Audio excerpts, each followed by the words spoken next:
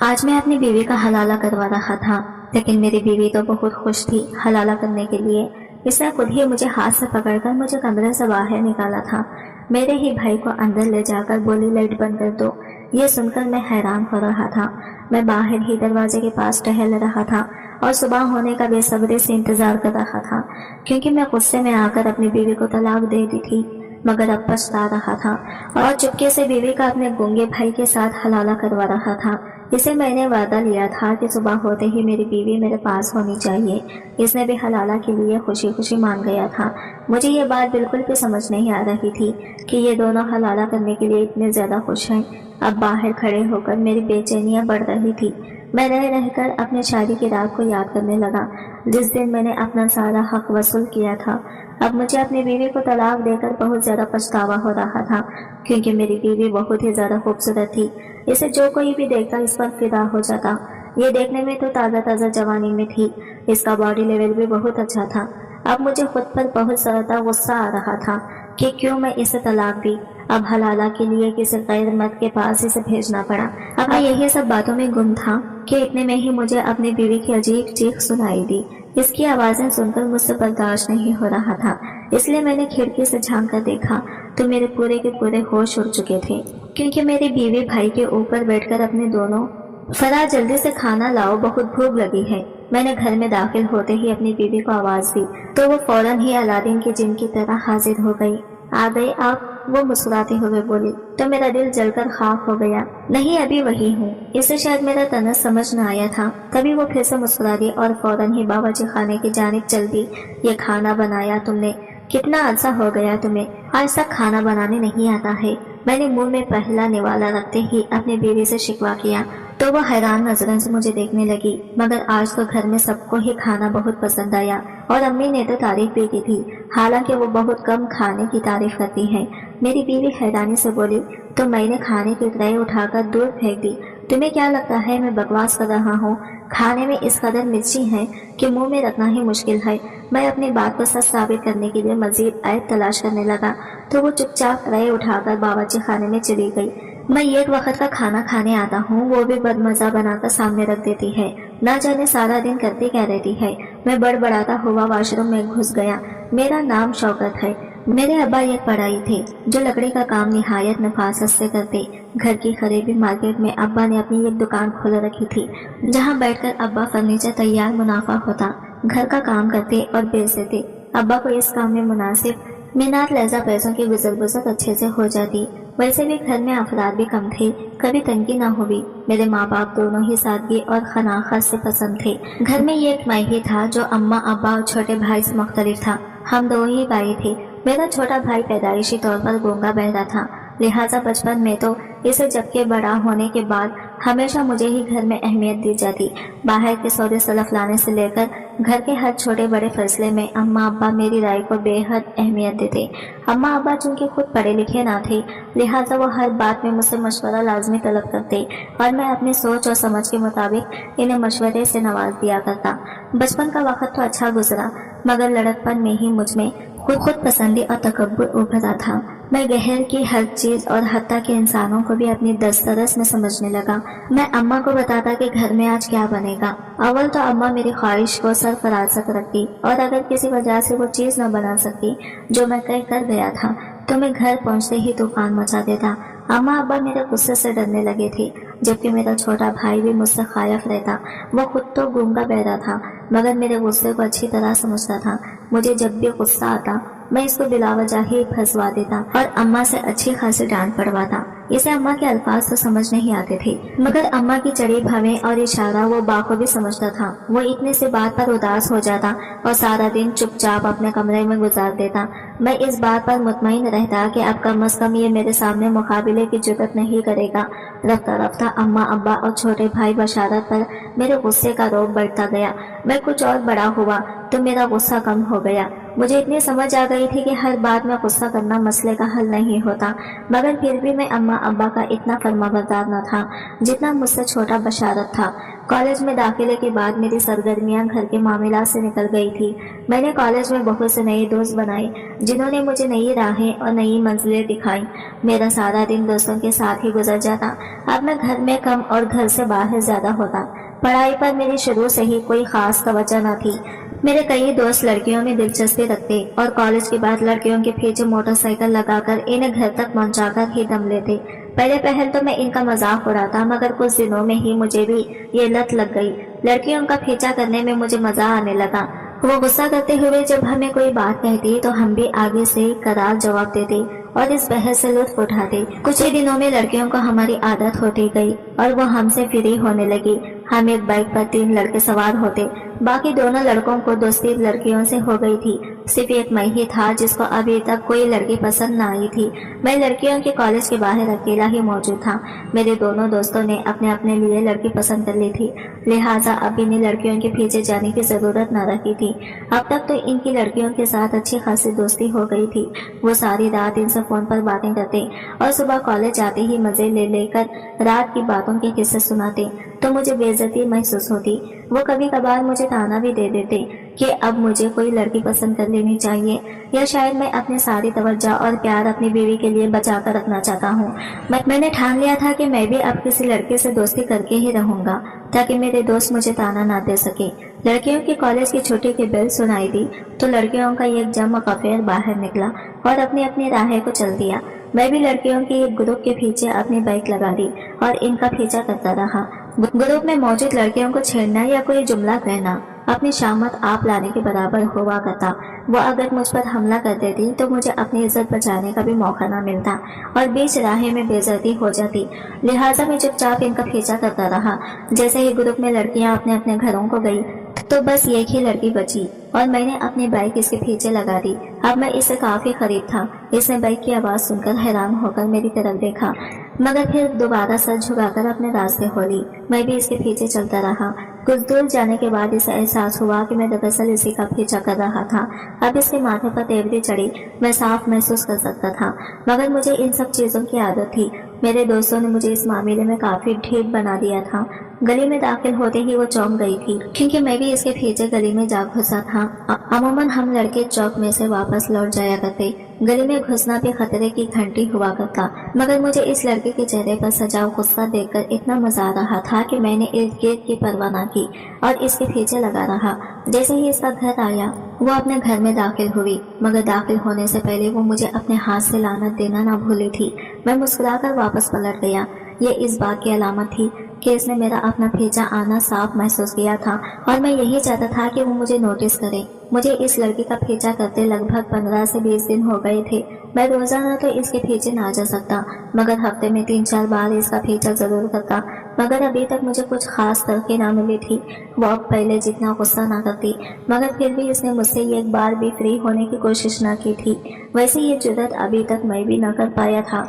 میں یہ چاہتا تھا کہ پہلے وہ خود ہی کرے، یا کم از کم وہ مجھے برا بھلا ہی کہے تاکہ مجھے بات شروع کرنے کا موقع مل سکے، مگر اس نے ابھی تک مجھے کچھ نہ کہا تھا۔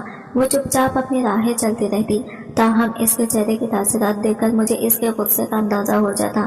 کبھی کبھار وہ اپنا راستہ بھی بدل لیا کرتی تاکہ میں اس کے پیچھے نہ جا سکوں، مگر میں اس کو کہیں نہ کہیں سے ڈھونڈ ہی لیتا اور نئے راستے پر بھی اس کے پیچھے چل پڑتا۔ میرے لیے اتنا ہی بہت تھا کہ اس نے ابھی تک کسی سے میں بری شکایت نہ لگائی تھی اور اس کے گھر سے اسے کوئی بھائی یا باپ مجھے مارنے کے لیے نہ آیا تھا۔ میں جانتا تھا کہ لڑکیوں کو موم کرنے کا کیا طریقہ ہے۔ میرے دوستوں نے مجھے سب کچھ سکھا رکھا تھا۔ میں یہ تبھی جانتا تھا کہ اس کا غصہ محض چند دنوں کا ہی ہے۔ اس کے بعد میری اور اس کی دوستی ہونا یقینی تھا۔ امتحانات قریب آتے جا رہے تھے، میں بھی پڑھائی میں کچھ سنجیدہ ہو گیا۔ ویسے بھی سارا سال نہ پڑھنے کی وجہ سے امتحانات میں پڑھنا ضروری تھا، ورنہ میں فیل ہو جاتا تو کالج کے سبھی دوستوں کے سامنے میری کتنی بے عزتی ہوتی۔ امتحانات کی تیاری کے سلسلے میں کالج سے چھٹیاں کر دی گئی اور میں گھر میں امتحانات کی تیاری میں مصروف ہو گیا۔ میرے پرچے کچھ خاص تو نہ ہوئے تھے، مگر مجھے اتنی امید تھی کہ میں پاس ہو جاؤں گا۔ امتحانات سے فراغت پاتے ہی میں اپنے دوستوں کے ساتھ شمالی علاقہ جات کے سیر کرنے کے لیے چلا گیا۔ میں تقریباً 2 ہفتوں بعد لوٹا تھا۔ میں جو ہی بیگ اٹھائے گھر میں داخل ہوا تو دروازے سے نکلتے ہوئے میں کسی سے جا کر ٹکرایا۔ میں چونکہ اس ٹکراوے کے لیے تیار نہ تھا، لہٰذا میرا بیگ ہاتھ سے چھوٹ کر زمین پر جا گرا۔ میں نے اپنے سے ٹکرانے والے شخص کو دیکھا تو میں دیکھتا ہی رہ گیا۔ یہ تو وہی لڑکی تھی جس کا میں پیچھا کیا کرتا تھا۔ اگلے ہی لمحے اس کے چہرے پر پریشان سی کی تاثرات ابھر آئے تھے۔ وہ بھی مجھے پہچان گئی تھی۔ اس کے چہرے پر ناگواری میں صاف محسوس کر سکتا تھا۔ یقیناً اس کو میرا پیچھا کرنا اچھا نہ لگتا تھا۔ ظاہر سی بات ہے ابھی کون سا ہمارے درمیان دوستی ہو پائی تھی جو میں اس کو پسند آتا۔ وہ چپ چاپ دروازے سے باہر نکل گئی تو میں اپنا بیگ سنبھالتا اندر کی جانب بڑھ گیا۔ یہ کون تھی اماں؟ میں نے اماں سے سب سے پہلا سوال اس لڑکے کے بارے میں ہی کیا تھا۔ یہ فرحہ ہے، ہمارے محلے میں نئی آئی ہے، ابھی ان کو 1 ہفتہ ہی ہوا ہے۔ وہ جو گلی کے کونے والا مکان تعمیر ہو رہا تھا یہ اسی میں شفٹ ہوئے ہیں۔ اماں کی بات سن کر میں گھبرا گیا۔ اس نے اماں سے میری شکایت لگا دی تو کیا ہوگا؟ میں نے سوچ لیا تھا کہ جلد از جلد اس سے دوستی کر لوں گا تاکہ وہ کسی کو میرے بارے میں بتا نہ سکے۔ میں تو جیسے ہاتھ دھو کر فرح کے پیچھے پڑ گیا تھا۔ کالج کی وردی میں تو وہ مختلف لگا کرتی ہے جبکہ گھر کے لباس میں وہ بے حد پیاری لگتی۔ اس کی خوبصورتی کا اندازہ مجھے اب صحیح معنوں میں ہوا تھا۔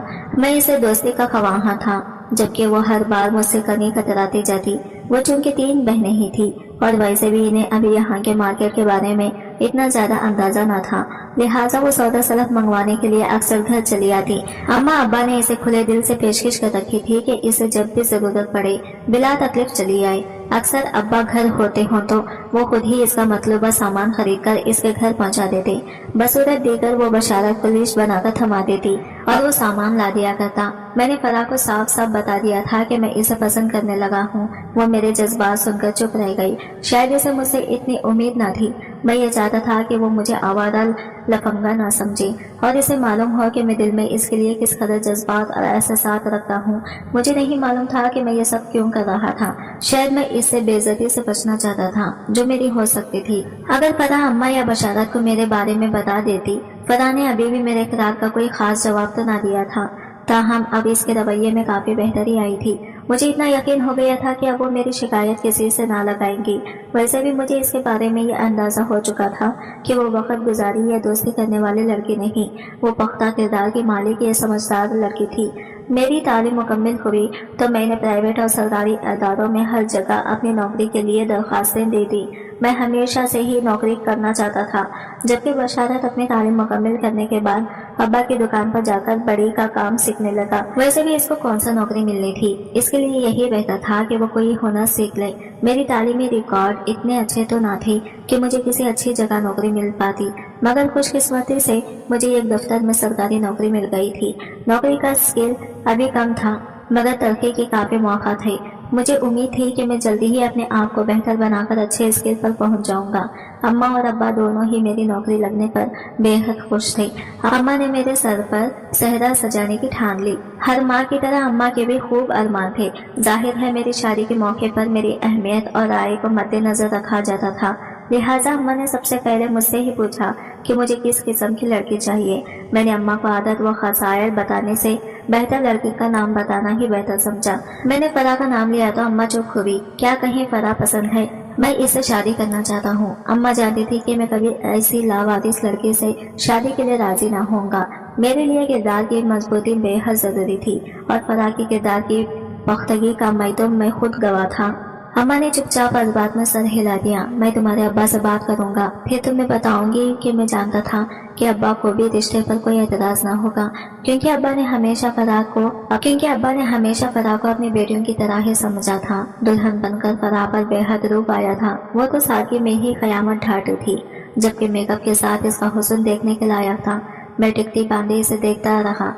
مجھے اپنی قسمت پر یقین نہ آ رہا تھا۔ میں نے نوکری کی خواہش کی تو فوراً ہی میری نوکری لگ گئی اور جس لڑکی کو پسند کی وہ میری دسترس میں آ گئی۔ مجھے اپنے آپ پر مزید غرور ہونے لگا۔ مجھ میں کس چیز کی کمی تھی؟ میں شکل و صورت کا بھی اچھا تھا، جبکہ اب تو سرکاری نوکری رکھتا تھا اور اپنے ماں باپ کا لائق فائق بچہ تھا۔ کم از کم اپنے گونگے بھائی سے تو بہتر ہی تھا جو کچھ بھی کرنے کے قابل نہ تھا۔ فرحہ نے میری زندگی کو آ کر مکمل کر دیا۔ میں اس کو پا کر بہت خوش تھا، مگر یہ خوشی کچھ دنوں کی ہی ثابت ہوئی۔ मैं अपने कुदरत तकब्बुर में डूबा हुआ शख्स जल्दी ही फराज से उकता गया।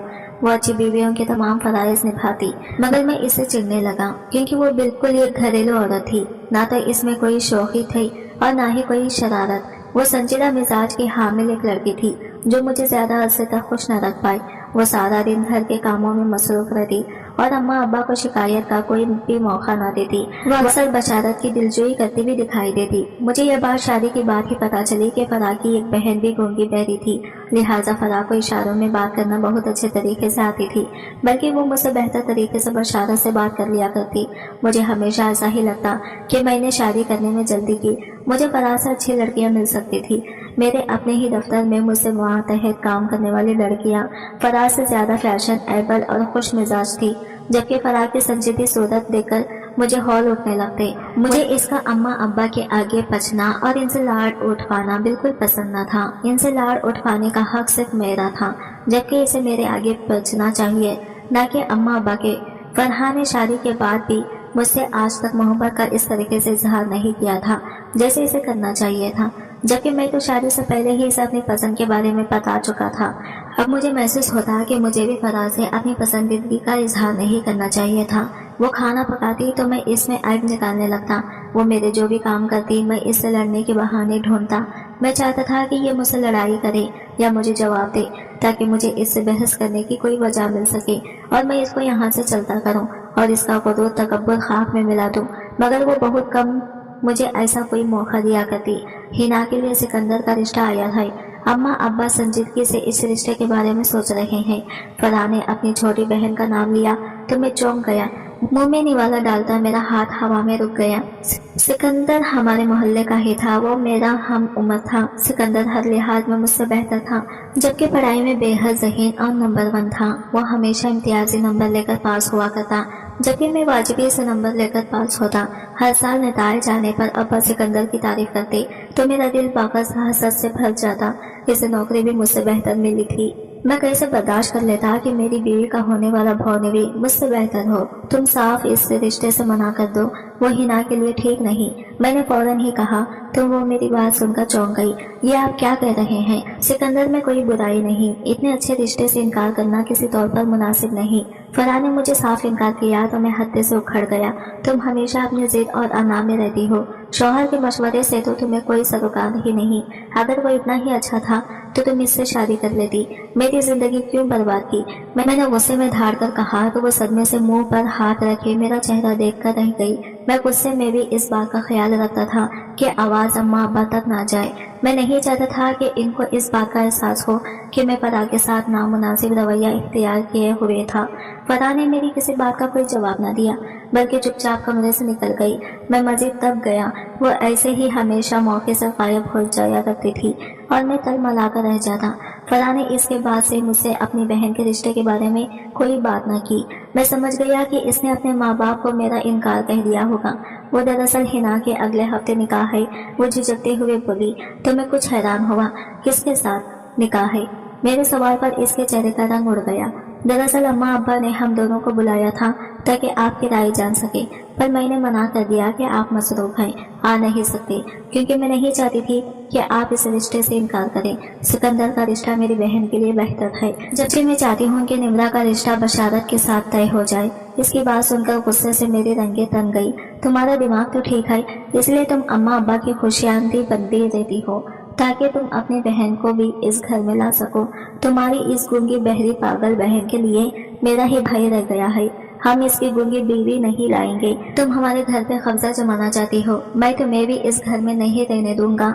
मैं तुम्हें तलाक देता हूँ। इससे पहले कि वो कुछ बोलती मैं गुस्से में इसे तलाक देकर वॉशरूम में घुस गया। मैं नहीं चाहता था कि सिकंदर इस घर का दामाद बने और इसका और मेरा मुवाजना फिर से शुरू हो। फराह किस कदर चालाक थी कि इसने मेरा पैगाम अपने माँ बाप तक पहुँचाना भी मुनासिब न समझा। तलाक लेकर घर जाएगी तो माँ बाप खुद ही वजह मालूम कर लेंगे। मैं वॉशरूम से बाहर निकला तो फराह को यूं ही बैठे पाया जैसे मैं छोड़कर गया था, जबकि इसका चेहरा आंसुओं से तर था। मुझे देखकर वो चौंक गई और उठकर कमरे से बाहर जाने लगी। मेरे जहन में झुमका सा हुआ, ये अपने और मेरे माँ बाप को तलाक की वजह बताएगी तो मेरी किस कदर सबकी होगी। भला कोई इतनी सी वजह पर भी तलाक देता है? سب کو معلوم ہو جائے گا کہ میں کس قدر حسد اور جلن کا شکار ہوں۔ سنو یار، مجھ سے غلطی ہو گئی، میں نے سب غصے میں کیا، مجھے معاف کر دو۔ میں نے اس کا راستہ روک کر اسے باہر جانے سے روکا تو وہ حیران ہو کر میری شکل دیکھنے لگی۔ ساری رات یوں ہی گزر گئی، میں نے فرح کو کمرے سے باہر نہ جانے دیا۔ میں جانتا تھا کہ اب وہ میرے لیے نامحرم بھی اور ہم ایک چھت تلے نہ رہ سکتے تھے۔ مجھے اس کا کوئی حل سوچنا تھا۔ بالآخر میں نے ایک حل نکال لیا، ہم حلالہ کر لیتے ہیں۔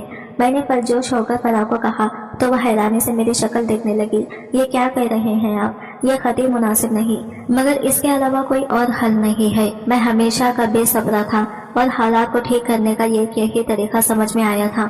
ہم کسی کو نہیں بتائیں گے اور یہ بات ہمیشہ کے لیے راز رہے گی۔ وہ بے یقینی سے مجھے تک رہی تھی، مگر میں نے پرواہ نہ کی اور فوراً کمرے سے باہر نکل گیا۔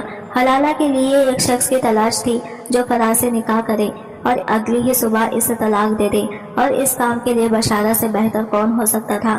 میں جانتا تھا کہ وہ مجھے نہ کہے ہی نہیں سکتا۔ میں اس سے بات کرنے ابا کی دکان پر پہنچ گیا اور ایک طرف کے جا کر میں نے اسے ساری بات سمجھا دی اور یہ شرط بھی رکھ دی کہ وہ اگلی ہی صبح فرح کو طلاق دے گا۔ اس نے مجھ سے وعدہ کر لیا۔ میں اماں سے بہانہ کر کے فرح کو گھر سے لے آیا اور عدالت میں لے جا کر دونوں کا نکاح کروا دیا۔ بشارت واپس دکان پر چلا گیا جبکہ میں اور فرح گھر آ گئے۔ فرح بالکل چپ چاپ تھی، وہ معمول کے مطابق گھر کے کام کاج میں لگی تھی، مگر اس کا چہرہ تاریک تھا۔ رات کا کھانا کھا کر اماں باز ہو چکے تھے تو فرح کمرے میں چلی آئی۔ میں اسے دیکھ کر چونک گیا۔ اسے اس وقت بشارت کے کمرے میں جانا تھا۔ اس نے اپنا جوڑا نکالا اور اسے زیب تن کر کے آئینے کے سامنے میک اپ کرنے کھڑی ہو گئی۔ میں اس کی تیاری پر حیران تھا۔ وہ پلو سر پر ڈالے دلہن کی طرح لگ رہی تھی۔ اس نے تیاری مکمل کر کے یہ خالی نظر مجھ پر ڈالی اور بشارت کے کمرے کی طرف بڑھ گئی۔ میں بھی اس کے پیچھے چل دیا۔ دلہن بنی میرے بیوی نے مجھے ہی ہاتھ سے پکڑ کر کمرے سے باہر نکالا اور میرے ہی بھائی کے اندر لے جا کر بولی، لائٹ بند کر دو۔ میں باہر ہی دروازے کی ٹہل رہا تھا اور صبح کے اذان کا انتظار بے صبری سے کر رہا تھا۔ یہ اتنا آسان نہیں تھا جتنا میں نے سمجھ لیا تھا۔